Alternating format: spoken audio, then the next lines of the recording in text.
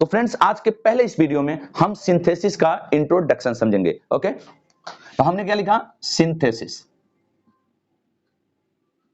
Okay, सबसे पहले हम ये समझते हैं कि सिंथेसिस है क्या। मिश्रण। किसका मिश्रण? दो या दो से अधिक वाक्यों का। जब कभी भी हम दो या दो से अधिक वाक्य एक साथ मिलाते हैं तो वह सिंथेसिस कहा जाता है। और जब कभी भी हम दो या दो से अधिक वाक्यों को एक साथ मिलाएंगे तो वह सेंटेंस तीन फॉर्म में हो सकता है। दो सेंटेंस को जैसे ही जोड़ेंगे तो वह सेंटेंस या तो हमारा हो सकता है सिंपल सेंटेंस, ओके, या तो वो हो सकता है कॉम्प्लेक्स सेंटेंस,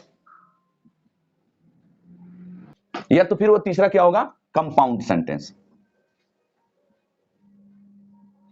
ठीक है, तो जब कभी भी हम दो या दो से अधिक जो वाक्यों को जोड़ेंगे तो क्या बनेगा? या तो वो सिंपल सेंटेंस बनेगा, या तो वो कॉम्प्लेक्स सेंटेंस बनेगा, या तो फिर वो कंपाउंड सेंटेंस बनेगा। अब हम समझेंगे कि कैसे हम जानेंगे कि कौन सा सिंपल सेंटेंस बना, कौन सा कॉम्प्लेक्स सेंटेंस बना और कौन सा कंपाउंड सेंटेंस बना। ओके फ्रेंड्स, तो देखो, सिंपल सेंटेंस मतलब ऐसा सेंटेंस, ठीक है, जिसमें केवल एक मेन वर्ब हो, केवल एक मेन वर्ब, यानी फाइनाइट वर्ब की संख्या कितनी होनी चाहिए? एक होनी चाहिए। तो ऐसे सेंटेंस है जिसमें केवल एक मेन वर्ब होता है, उसको हम क्या बोलते हैं? उसको हम बोलते हैं सिंपल सेंटेंस। ओके, अब कॉम्प्लेक्स सेंटेंस क्या है? कॉम्प्लेक्स सेंटेंस हम बोलते हैं फ्रेंड्स जिसमें हमारा एक मेन क्लॉज हो और एक हमारा सबऑर्डिनेट क्लॉज हो, एक हमारा मेन क्लॉज हो और एक सबऑर्डिनेट क्लॉज हो। और तीसरा कंपाउंड सेंटेंस क्या है? कंपाउंड सेंटेंस है जिसमें हमारा एक मेन क्लॉज हो, ओके, एक हमारा मेन क्लॉज हो और उसके साथ हमारा एक कोऑर्डिनेट क्लॉज जुड़ा हो। ओके फ्रेंड्स, तो सिंपल सेंटेंस किसको बोलते हैं? सिंपल सेंटेंस बोलते हैं जिसका केवल एक मेन वर्ब हो। कॉम्प्लेक्स सेंटेंस किसको बोलते हैं? जिसमें एक मेन क्लॉज हो और उसके साथ उसका एक सबऑर्डिनेट क्लॉज जुड़ा हुआ हो। और कंपाउंड सेंटेंस किसको बोलते हैं? जिसमें एक मेन क्लॉज हो और उस मेन क्लॉज के साथ एक कोऑर्डिनेट क्लॉज जुड़ा हुआ हो। ओके फ्रेंड्स, अब आप सोचोगे कि आपको तो पता है क्योंकि आप तो पढ़ा रहे हो, आप तो टीचर हो, हमें कैसे पता चलेगा? तो हम बता रहे हैं, आगे आप बस ध्यान से देखो। ठीक है, यहां पर हमने एक सेंटेंस लिखा कि ही वॉज इल।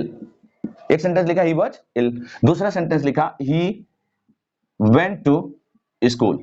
ओके, अब ये दो अलग अलग सेंटेंसेज हैं, ये दो अलग अलग सेंटेंसेज हैं। अब इन दोनों सेंटेंसेज को अगर हम जोड़ेंगे तो क्या कहा जाएगा? सिंथेसिस कहा जाएगा। ठीक है, अब हम जोड़ते हैं दोनों सेंटेंसेज को अलग अलग तरीके से और देखते हैं कि कैसे यही सेंटेंस सिंपल भी बन जाएगा, यही कॉम्प्लेक्स भी बन जाएगा और यही कंपाउंड भी बन जाएगा। अगर इस सेंटेंस को हम ऐसे जोड़ें, क्योंकि इसमें कंट्रास्ट हो रहा है, आगे की वीडियो में आप देखेंगे तो एक एक करके मैं सभी क्लियर कर दूंगा कि कैसे ये चीजें हो रही हैं। ठीक है, तो अगर मान लीजिए एक सेंटेंस हम जोड़ते हैं कि in spite of being ill, in spite of being ill, comma, he went to school, he went to school.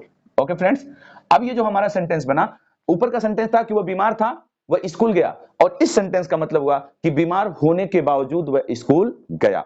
अब यहां से यहां तक दो सेंटेंस पहले था जो अब एक सेंटेंस हो गया है, और इस सेंटेंस में ध्यान से देखें तो केवल एक मेन वर्ब है और वो है वेंट। ठीक है, और इसका जो दूसरा वर्ब था उसको हमने क्या बना दिया? उसको हमने बना दिया जेरेंट। ओके, अब ये जेरेंट बन गया, मेन वर्ब हमारा एक बच्चा, तो बना हुआ वाक्य क्या हो जाएगा? Simple sentence. बना हुआ वाक्य क्या हो जाएगा फ्रेंड्स? Simple sentence. ओके, अच्छा, अब दूसरा देखो, इसको अगर मान लो हम ऐसे जोड़ते हैं कि दो, मतलब यद्यप he was ill, he was ill, यद्यप वह बीमार था, कामा लगा के, he went to school, he went to school।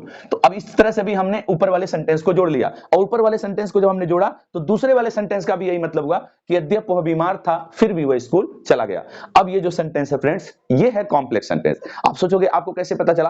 क्योंकि देखो, इसमें ये हमारा मेन क्लॉज है और ये हमारा सबऑर्डिनेट क्लॉज है। अब आपको कैसे पता चला? तो देखो, जिस क्लॉज से पहले सबऑर्डिनेट कंजंक्शंस लगे हों, जिस क्लॉज से पहले सबऑर्डिनेट कंजंक्शंस लगे हों, उनको हम लोग सबऑर्डिनेट क्लॉज बोलते हैं। तो ये हमारा मेन क्लॉज और ये सबऑर्डिनेट क्लॉज, सबऑर्डिनेट कंजंक्शन के साथ जो क्लॉज है ये सबऑर्डिनेट क्लॉज। तो एक मेन क्लॉज और एक सबऑर्डिनेट क्लॉज क्या होता है? Complex sentence. तो ये क्या हो गया हमारा फ्रेंड्स? Complex sentence. ओके, अच्छा, इसी को हम ऐसे जोड़ देते हैं कि ही वॉज इल, कि वह बीमार था।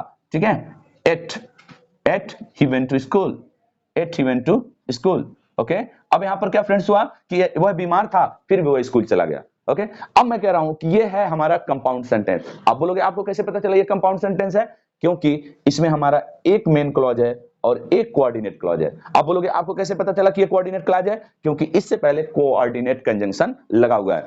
क्लॉजेस को समझने के लिए सबसे पहले आपको समझना पड़ेगा कोऑर्डिनेट कंजंक्शन और सबऑर्डिनेट कंजंक्शन। वो मैं आगे की वीडियो में एक एक करके मैं आपको बता दूंगा, ठीक है। तो अगर आपको ये वीडियो अच्छा लगा हो तो दूसरे वीडियो का इंतजार करिए, जिसमें मैं आपको पढ़ाऊंगा पहले कि सिंपल सेंटेंस को बाय रूल एक एक करके कैसे बनाते हैं, कॉम्प्लेक्स को एक एक करके कैसे बनाते हैं और कंपाउंड को एक एक करके कैसे बनाते हैं। तो लास्ट वाला जो सेंटेंस हमारा है ये क्या हो गया फ्रेंड्स, कंपाउंड हो गया।